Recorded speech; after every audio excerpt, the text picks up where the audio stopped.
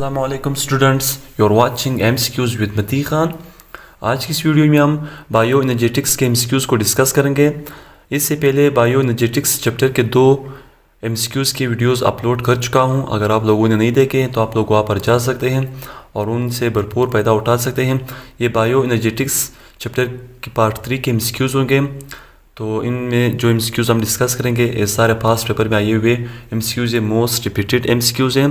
तो वीडियो को शुरू करने से पहले आप लोगों से एक छोटी सी रिक्वेस्ट, अगर आप लोगों ने अभी तक मेरे चैनल को सब्सक्राइब नहीं किया है तो प्लीज़ सब्सक्राइब करें और दोस्तों के साथ ज़रूर शेयर करें ताकि उनको भी फ़ायदा हो जाए। तो एमसीक्यूज़ को स्टार्ट करते हैं। और एमसीक्यूज़ को करने से पहले एक 2 सेकंड 3 सेकंड के लिए मैं रुकता हूँ। आप लोग वीडियो को फास्ट किया करें और पहले ख़ुद से ट्राई किया करें। इस तरह आप लोगों की प्रैक्टिस भी होती रहेगी और एमसीक्यूज़ भी होते रहेंगे। तो एमसीक्यूज़ को स्टार्ट करते हैं। फर्स्ट एमसीक्यूज़ को देखते हैं। In which of the following component of the body lactic acid fermentation take place. Body के किस कंपोनेंट में लैक्टिक एसिड की फर्मेंटेशन होती है? हार्ट में, लिवर, ब्रेन या मसल्स में? लैक्टिक एसिड की फर्मेंटेशन जो है वो बॉडी में मसल्स में होती है। तो हमारे पास option D is correct. Muscles में जो है लैक्टिक एसिड की फर्मेंटेशन होती है। एमसीक्यूज नंबर 2 आप लोग पहले देख लें। चलो देखते हैं। Pyruvate is broken down to dash in yeast. Pyruvate break होता है ईस्ट में। किस चीज़ में ब्रेक होता है? एसिटाइल कोहे में, लैक्टिक एसिड में, अल्कोहल या ऑल ऑफ दिस या इन तमाम में ब्रेकडाउन होती है। पायरुवेट की ब्रेकडाउन जो है वो ईस्ट में अल्कोहल में होती है। ईस्ट में जब पायरुवेट की ब्रेकडाउन होती है तो उसका जो प्रोडक्ट होता है वो अल्कोहल होता है। तो ऑप्शन सी इज़ करेक्ट। उम्मीद है आप लोगों का भी यही ऑप्शन होगा। MCQs number 3। What is the product of ETC electron transport chain in animals. Animals में इलेक्ट्रॉन ट्रांसपोर्ट चेन की प्रोडक्ट क्या होती है? ऑक्सीजन, वाटर, कार्बन डाइऑक्साइड या ये तमाम।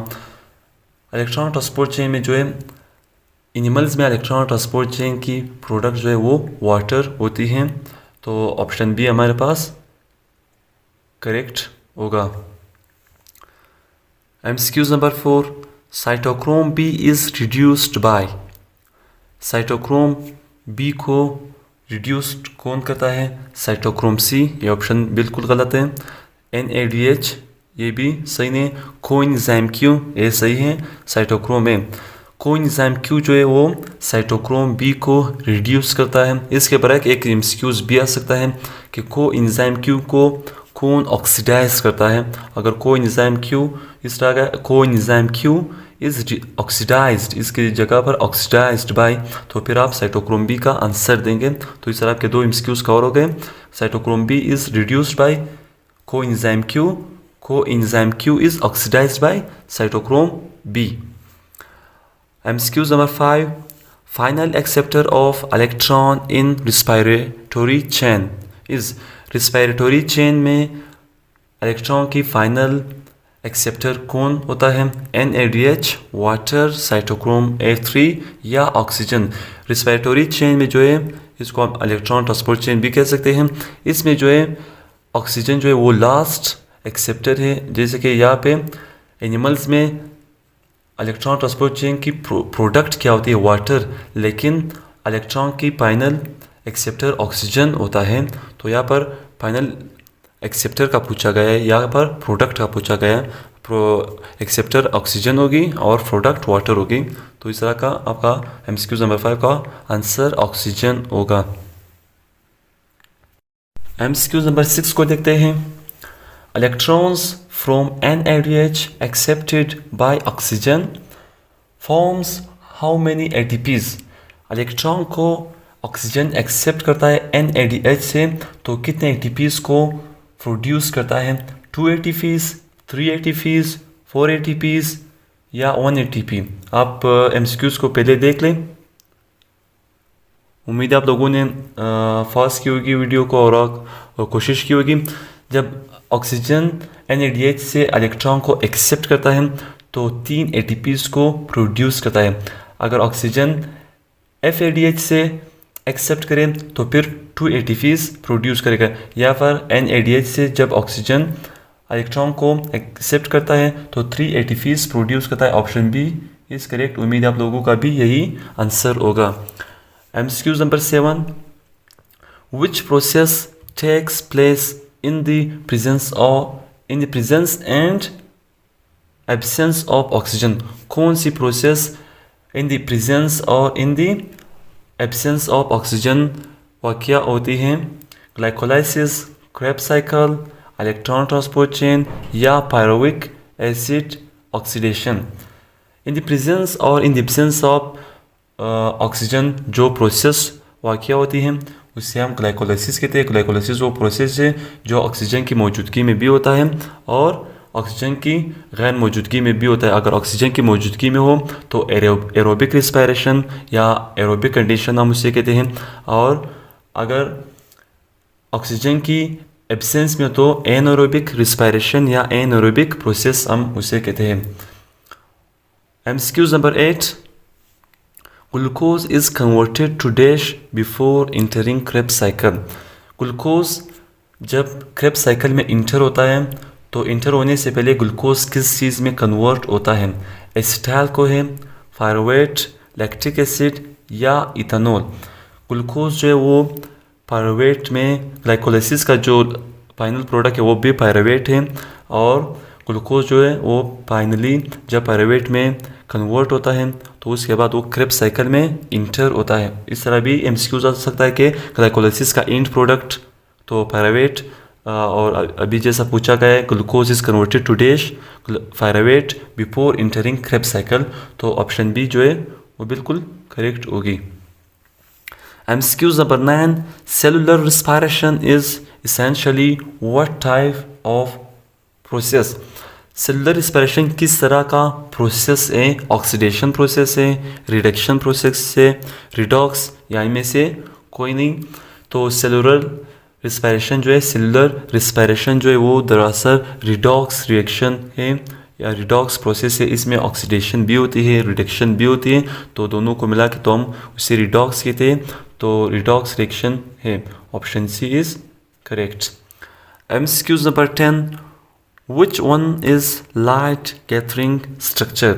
यानी कि लाइट को कौन कैच करता है, कौन इनटेक करता है या कौन एब्जॉर्ब करता है, यानी कि वो कौन सा स्ट्रक्चर है जो लाइट को गैदर करता है? Antenna complex, photo system, reaction centre या none of this? Antenna complex वो स्ट्रक्चर है जो लाइट को कैच करता है, तो option A is correct. Photo system को तो उसी में तो लाइट फोटो सिस्टम 1 भी हमारे साथ है और फोटो सिस्टम भी 2 भी होता है, उसमें तो एंटीना कॉम्प्लेक्स मौजूद होते हैं। रिएक्शन सेंटर पे तो इलेक्ट्रॉन जो रिएक्शन स्टार्ट करता है वो वही जगह होता है, लेकिन एंटीना कॉम्प्लेक्स में जो है लाइट गैदरिंग होती है या लाइट की एब्जॉर्प्शन होती है, तो option A antenna complex is correct. जी तो MCQ नंबर 11 को डिस्कस करते हैं। The most important photosynthetic pigment is, photosynthetic pigment कौन सी है? most important photosynthetic pigment chlorophyll A, xanthophyll, chlorophyll B या इनमें से कोई नहीं? मोस्ट इंपॉर्टेंट फोटोसिंथेटिक पिगमेंट जो है वो क्लोरोफिल A है। क्लोरोफिल A जो है वो मोस्ट इंपॉर्टेंट फोटोसिंथेटिक पिगमेंट है। ऑप्शन ए हमारे पास करेक्ट होगा। MCQ number 12, carbon dioxide is fixed in. Carbon dioxide की फिक्सेशन कहाँ पर होती है या कार्बन डाइऑक्साइड कहाँ पर फिक्स्ड होता है? Light reaction, dark reaction, aerobic respiration या एनारोबिक रिस्पायरेशन? लाइट रिएक्शन में तो नहीं होती है। डार्क रिएक्शन में कार्बन डाइऑक्साइड की फिक्सेशन होती है। एरोबिक एंड एनारोबिक रिस्पायरेशन में भी यहाँ पर जो ऑक्सीजन होती है, यहाँ पर इन the presence of oxygen, in the absence of oxygen. तो डार्क रिएक्शन में जो है कार्बन डाइऑक्साइड की फिक्सेशन वाक़या होती है। Option B is correct. Next MCQs, early organisms use dash as a source of hydrogen. पहले जो ऑर्गेनिजम्स थे जिस वक्त हाइड्रोजन मौजूद नहीं थी, वो जो आजकल जो ऑर्गेनिज़म्स हाइड्रोजन यूज़ करते हैं, पहले जो ऑर्गेनिज़म्स थे वो हाइड्रोजन की जगह पर क्या यूज़ करते थे, यानी कि हाइड्रोजन प्रेजेंट नहीं थी तो हाइड्रोजन की जगह पर क्या यूज़ करते थे। Is a source of hydrogen water, hydrogen cyanide, hydrogen sulphide, या इनमें से कोई नहीं। अर्ली जो ऑर्गेनिजम्स थे वो हाइड्रोजन की बजाय या हाइड्रोजन की जगह वो हाइड्रोजन सल्फाइड यूज़ करते थे। आजकल हाइड्रोजन यूज़ करते हैं, हाइड्रोजन जब नहीं थी तो hydrogen sulphide is a source of hydrogen use करते थे। Option C is correct. MCQ number 14, which one is not an energy releasing process. कौन सी प्रोसेस, नीचे 4 प्रोसेस दिए गए, इनमें से कौन सा प्रोसेस एनर्जी रिलीज़ नहीं करता है। ग्लाइकोलाइसिस, रिस्पायरेशन, फोटोसिंथेसिस या क्रेब्स साइकिल। ग्लाइकोलाइसिस में जो है एनर्जी रिलीज़ होती है, ब्रेकडाउन होती है ग्लूकोज की, तो वहाँ पर एनर्जी रिलीज़ होती है। रिस्पायरेशन में भी एनर्जी रिलीज़ होती है। फोटोसिंथेसिस में जो है एनर्जी की प्रोडक्शन होती है, ATP की प्रोडक्शन होती है, तो यहाँ पर रिलीज़ नहीं होती है। क्रेब्स साइकिल में भी एनर्जी रिलीज़ होती है। तो फोटोसिंथेसिस वो प्रोसेस है जिसमें एनर्जी रिलीज़ नहीं होती बल्कि एनर्जी की प्रोडक्शन होती है। Option C is correct. आज का लास्ट MCQs नंबर 15 एक इंटरेस्टिंग MCQs है। Which one is dollar of the cell. Cell का डॉलर क्या है, ATP, क्रोमोसोम, DNA या इंजाइम, यानी कि सेल किस चीज़ से चलता है। ये आज का लास्ट MCQs था। ये MCQs आपका होमवर्क है, जैसे कि मैं हमेशा आपका एक होमवर्क MCQs रखता हूँ। आप इसका आंसर मुझे ज़रूर कमेंट करेगा, इसको गौर से पढ़े, इसका आंसर मुझे कमेंट करें। उम्मीद है आप लोगों को MCQs पसंद आए होंगे, आप लोगों ने इनसे फ़ायदा उठाया होगा। ये बायो एनर्जेटिक्स पार्ट 3 थी। इससे पहले भी 2 वीडियोज़ अपलोड कर चुका हूँ, ये 3rd वीडियो थी। इसके बाद बाकी चैप्टर्स के भी इसी तरह 2-2, 3-3 वीडियोज़ अपलोड करता रहूँगा। उम्मीद है आप लोगों ने चैनल को सब्सक्राइब की होगी, अगर नहीं किए तो चैनल को ज़रूर सब्सक्राइब करें और बेल आइकन के बटन को प्रेस करें, ऑल पर प्रेस करें, ताकि मेरे आने वाले तमाम वीडियोज़ आप तक पहुँच जाए। और दोस्तों के साथ ज़रूर शेयर करें ताकि उनको भी फ़ायदा होता रहे। वीडियो पसंद आई हो तो चैनल को सब्सक्राइब करें और मुझे दीजिए इजाज़त। अल्लाह हाफिज़।